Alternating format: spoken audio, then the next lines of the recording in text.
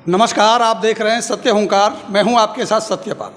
आज मेरे साथ हैं वार्ड 26 के पूर्व पार्षद और कहूं कि पूर्व पार्षद पति रवि भड़ाना जी। मुद्दे बड़े गर्म हैं, चुनावों की सरगर्मी भी तेज़ हो रही है और एक नई पार्टी कहें फरीदाबाद के लिए आम आदमी पार्टी का जनाधार जिस तरह से बढ़ रहा है, बीते दिनों में जो कार्यक्रम हुए हैं उसके ऊपर चर्चा करेंगे और जानेंगे कि चुनावों की सरगर्मी क्या है, क्या वास्तविकता है, क्या चुनाव होने जा रहे हैं और क्या अब भारतीय जनता पार्टी का मुकाबला आम आदमी पार्टी से होगा। इन सारे विषयों पर चर्चा करेंगे। सबसे पहले स्वागत है रवि भाई आपका। नमस्कार जी सत्यप्रकाश जी। सबसे पहले तो जो सरगर्मियां तेज होने लगी हैं चुनावों की, एक बार फिर आपको क्या लगता है कि अब वक्त आ गया है चुनावों का, चुनाव होने वाले हैं? सरकार ने कल एक चिट्ठी इशू की है जिसमें लिखा हुआ है कि चुनाव आयोग को उन्होंने कहा है कि चुनावों की जल्दी है, चुनाव जल्दी करा सकते हैं। और सोमवार के जहाँ तक अभी आज अखबार न्यूज़पेपर भी कह रहे हैं कि सोमवार को आचार संहिता लग सकती है।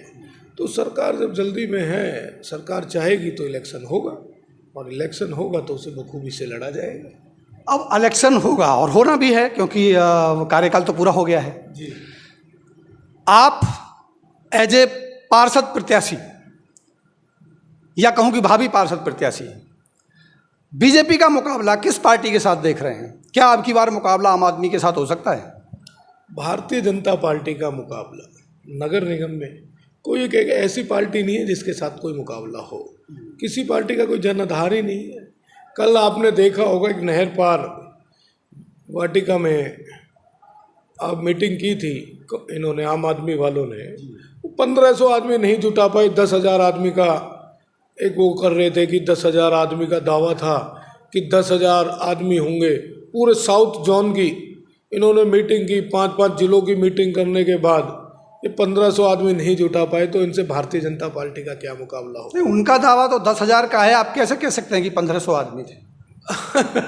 कल की जो न्यूज़ की हेडलाइन चल रही थी मैं भी देख रहा था और हमारा भी वहीं से रोज आना जाना है, तो हम भी खड़े होके देख के आए कि कितने आदमी। उनकी 1300 कुर्सियां लगी थी मात्र और 200-250 आदमी वैसे होंगे। वो कहते हैं कि एक वार्ड से हमारे पास 4 प्रत्याशी हैं, तो 45 वार्डों में आप देखिए ना कितने प्रत्याशी हो गए। 125 प्रत्याशी हो गए। 125 प्रत्याशी, एक आदमी भी अगर 50-50 आदमी लाता तो 5,000 से ऊपर की भीड़ एकत्रित होती। तो हम भी देख रहे थे कोई 2 आदमी लेके जा रहा था, कोई 4 आदमी लेके जा रहा था। तो मुकाबला भारतीय जनता पार्टी का किसी भी पार्टी से नहीं है। इन लोगों का कोई जनाधार नहीं है, निर्धारित झूठी पार्टी है, झूठ पे चलने वाली पार्टी है। बिजली फ्री, पानी फ्री, अरे सरकार क्या फ्री देगी? दिल्ली को देखो ना, दारू मुफ्त कर दी है, नशा पूरा नशे में दिल्ली डूबा हुआ है। 1 बोतल के साथ 2 बोतल लेके जाओ। तो ये आम आदमी पार्टी की अपनी मानसिक इच्छाएं हैं कि पंजाब की तरह, अब इन्हें पंजाब में देख लीजिए, पंजाब में भी वही हालत कर दी है इन लोगों ने। तो ये तो नशे में डुबाने वाले कार्य कर रहे हैं। हरियाणा प्रदेश की जनता है, इन्हें फ्री नहीं चाहिए। इन्हें अपनी मेहनत से और अपनी मजदूरी से ये कमाने वाले लोग हैं, अपना कमाएंगे। हमें फ्री से तो कोई फर्क नहीं पड़ता है, दिल्ली की तरह हमें बर्बाद नहीं होना है। कल के कार्यकर्ता सम्मेलन के ऊपर आप सवाल कर रहे हैं। कल का कार्यकर्ता सम्मेलन आपके 5 वार्डों के बीच में हुआ और आपके 5 वार्डों से अगर 1500 आदमी भी इकट्ठे होते हैं तो क्या इसे आप बड़ी कामयाबी नहीं मानते आम आदमी पार्टी की? 5 वार्डों से 1500 आदमी जी?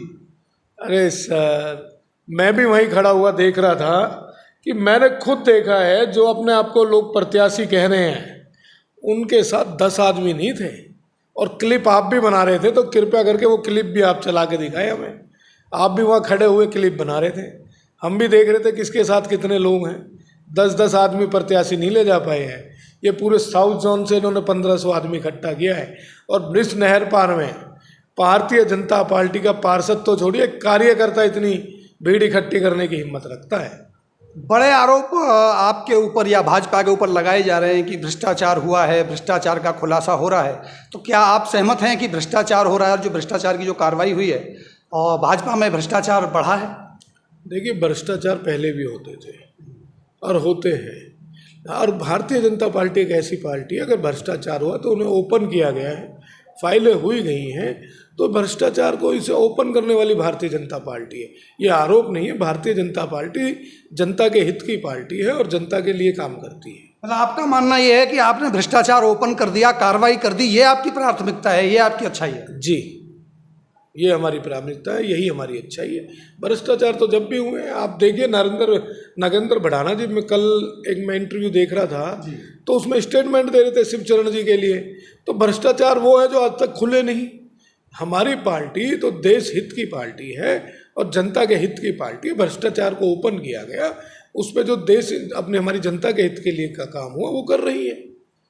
अब चुनाव होंगे तो रवि भड़ाना एक बार फिर जनता के बीच में किन मुद्दों को लेकर बीच में जाएंगे? देखिए, रवि भड़ाना नहीं है, मेरा नाम रविकांत है, मैं कई बार आपको बता चुका हूँ।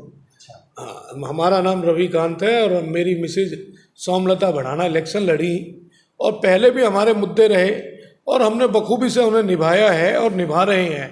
रोड रहे, नाली रही, सीवर रहा, पानी रही, बिजली की आप सुविधाएं देखिए, रोज़ाना हम हर गली में हर जगह एक खंभा एक तार खिंचवाने का कार्य कर रहे हैं।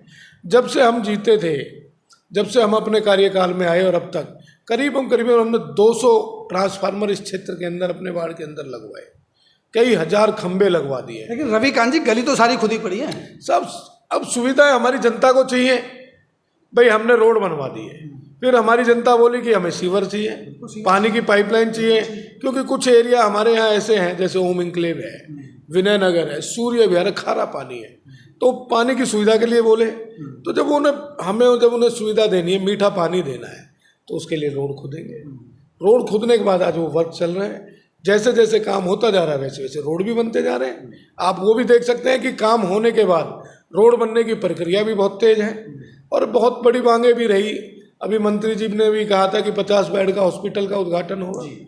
मंत्री जी अभी देखिए इतनी बड़ी सौगात दे के गए, बस की सुविधा दे के गए, बांध रोड की सुविधा दे के गए, इतनी बड़ी बड़ी सौगातें इस क्षेत्र को मिल रही है। अभी सब डिवीज़न मिलने वाला है हमें, नहर पार की जनता के लिए 66 kV का एक अपना नया सब डिवीज़न होगा। जो आज बिजली की समस्या है वो जीरो हो जाएगी।